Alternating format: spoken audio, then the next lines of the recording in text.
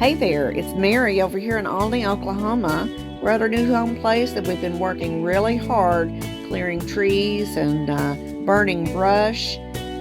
But today I wanted to show you a few things that we found around the home place. For instance, Jim has come across several of these big old-fashioned hinges that he might be able to reuse. But we're going to go around the property today and see what other kind of neat things that we found. For starters, we found this nice little bush. When we were looking at the buds, we thought it was roses, and I was really excited about it. But this is a quince bush, and the quince bush puts off a little bit of fruit that can be used in jellies and different types of recipes that you don't see very much anymore. Around on the other side of the house, I was cleaning up some of the brick and looking around at all the rocks and different things that are on the ground, and lo and behold, I found some bees. Now Jim just so happens to be a beekeeper, and this is kind of a family heritage for him, and I'm just wondering if these bees might have been some of his dad's bees. He did identify them as a good breed of bees. They are Italian honeybees. On the back side of the house, we found this beautiful big crepe myrtle. It'll need to be cut back, but I've always wanted to have one. My grandmother had one on each side of her driveway. So I'm really excited to have this huge crepe myrtle, which will end up being right off of our back porch. Jim and I ventured out a little bit further on the edge of the pasture, hoping to find some wild fruit trees, and we came across this. We saw the white blooms from the barn, and we were hoping it was a wild plum tree, but it's not. It is actually a blackthorn. The funny thing about blackthorn is you can take its fruit, which looks about the size of a grape, and you can create sloe gin out of it. That's not slow as in S-L-O-W, but it's S-L-O-E. So I'm kind of curious to see how that will work. We don't drink, but I would be willing to try a sloe gin. Okay, a little bit further out we have some cactus. I don't know what variety of cactus this is. It's probably that prickly pear that'll shoot you with all kinds of horns, but we're out in the pasture, but really we have cactus all over this place. The next resource I want to show you is our ponds. We have 4 of them on the property. Now these ponds have been neglected for years and years, decades I guess. And, oh, there's Benji. Get out of that water, Benji. Oh, no, don't go in that water. No, don't go in that water. Oh my gosh, my dog is going to be filthy.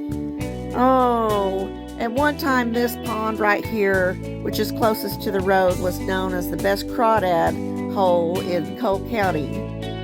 But as you can see, it looks pretty bad. Oh gosh, Benji, don't you dare come near me with those wet paws. Oh dear, well at least he got out. Hope he doesn't come over here and shake the water all over me. Ah, Benji, don't come near me. Oh, there he goes. All right, here's the second pond. It's a little further out, but it's overgrown with grasses and weeds and different things. It looks like a good watering hole for cows. It is very overgrown. Even the trees are growing out of troughs out in the field. The third pond is on the back side of our property, and as we turn around, we can see the barn way up at the front. But this pond is very polluted, and it's going to have a total reconstruction done on it. Evidently, the property owners on the other side of the fence used the ravine that drains into this pond as their trash dumpster. And so it has really polluted the pond. So Jim will be fixing that, and he'll reconstruct it to where it doesn't have that runoff. And hopefully it'll dry up this summer, and he can get all of that done. All right, as we move to the northern woodsy border, we find where their dump ground is. We found an old truck bed, some baling wire, all kinds of things that have to do with farm life.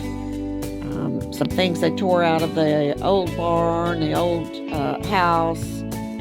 Here's a pile of shingles, lots of metal. And while we were out there, we found another big ravine, and it is located near a rock formation that looks like it would make the perfect location for a still. And if you know anything about Claiborne Duncan, you would know that he made the best moonshine around in Cole County.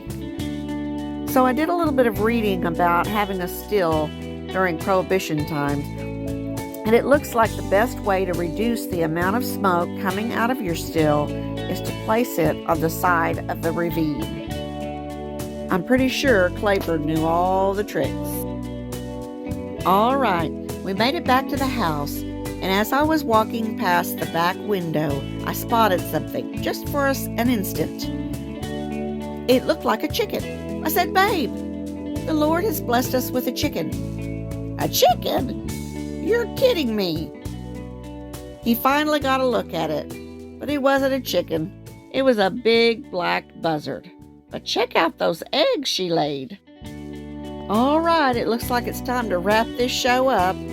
And as I promised in a previous video, I wanted to show you the inside of this little room that is in the barn. It's a great room. We can put feed in here, or while we're building the house, Jim can put his tools in there. But it does house one of the greatest resources that we have on the property. The Duncans didn't leave it for us, but we sure will use it as needed. Well, I guess that's all. Y'all come back now, you hear?